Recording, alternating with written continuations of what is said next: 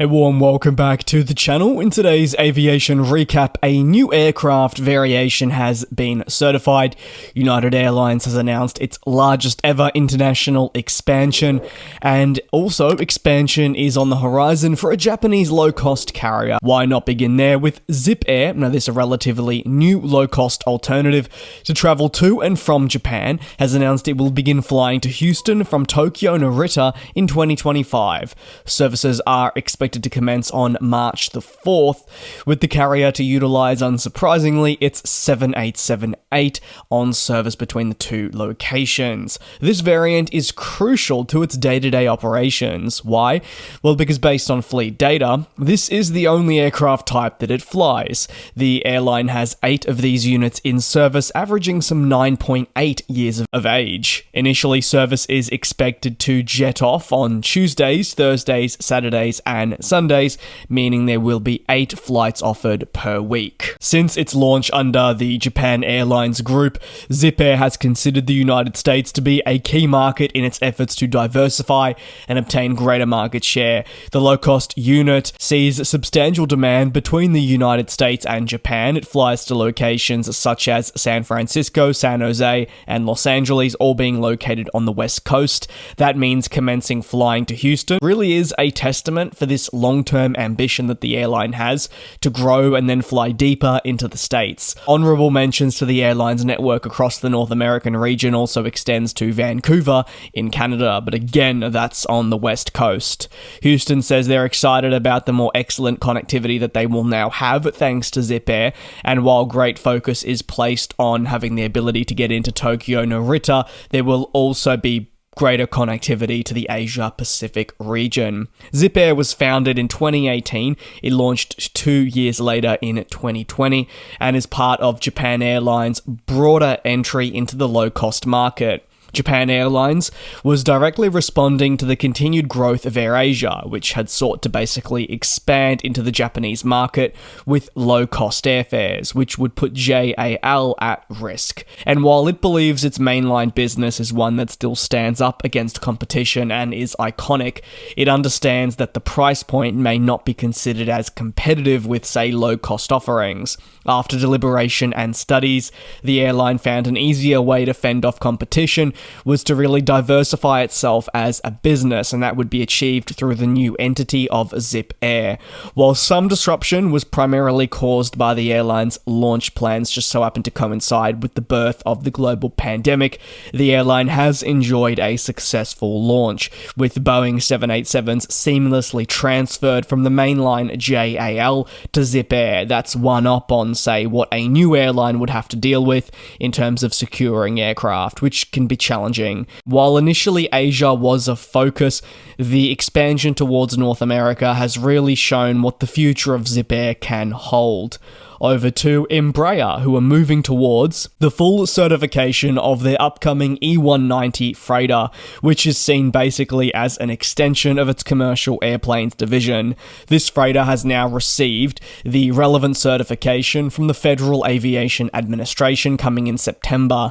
As stated by Embraer's CCO, securing certification from the FAA is a pivotal step in the overall program, from launch to eventual first flight as a fully approved aircraft. Furthermore, while the jet is specifically designated to fly into more metropolitan markets around the world, it should also be something that works in regional locations. The US will be a key target market for adopting the E-Freighter as it is known, but the manufacturer isn't limiting its horizons to just here. The freighter is intended to be a passenger-to-freight conversion known as that E-Freighter, and the US cargo systems will help develop it. The aircraft has already been certified by the National Civil Aviation Agency of Brazil, which of course is the country in which Embraer calls home.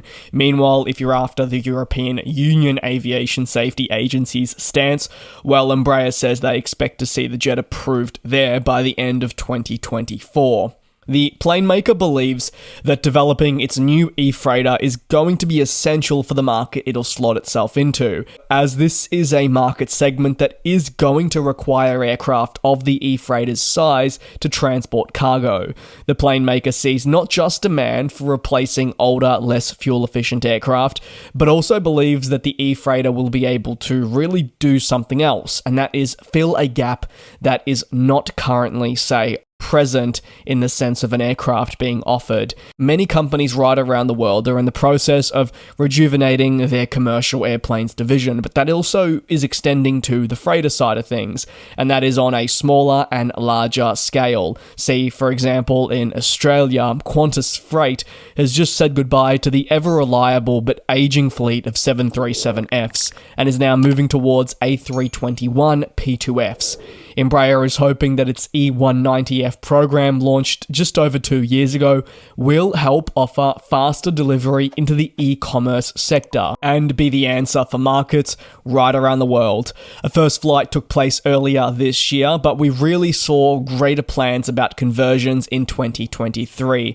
There's a lot on the horizon for this plane maker, and I think in the next few years they're going to be certainly one to watch as they continue to try and close the gap with their competitor manufacturers. Over to United Airlines, who are gearing up to begin their summer 2025 schedule offering even before the northern winter schedule has begun, with their largest ever international expansion. The company will offer its largest ever transatlantic schedule as well, with more than 760 weekly flights to over 40 destinations.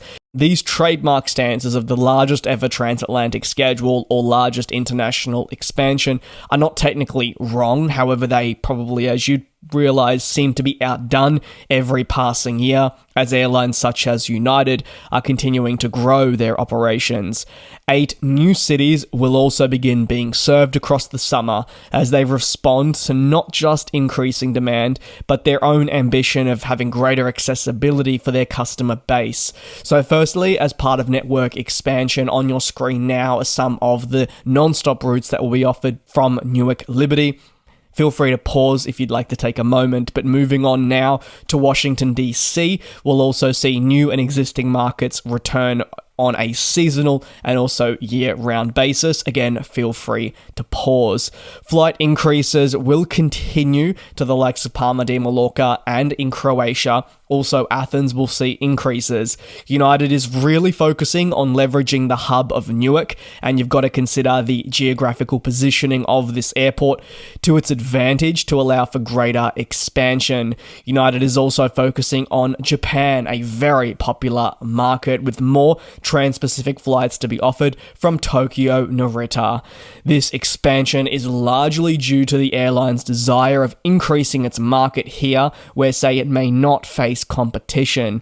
It also is all going to involve the delivery of new aircraft and the optimization of current assets, that proving to be a little bit more challenging. Lastly, we will see flying into Mexico and Central America being a focus in 2025, with airports such as Newark, Liberty, Houston, and San Francisco seeing increases down south with both regional and also mainline aircraft.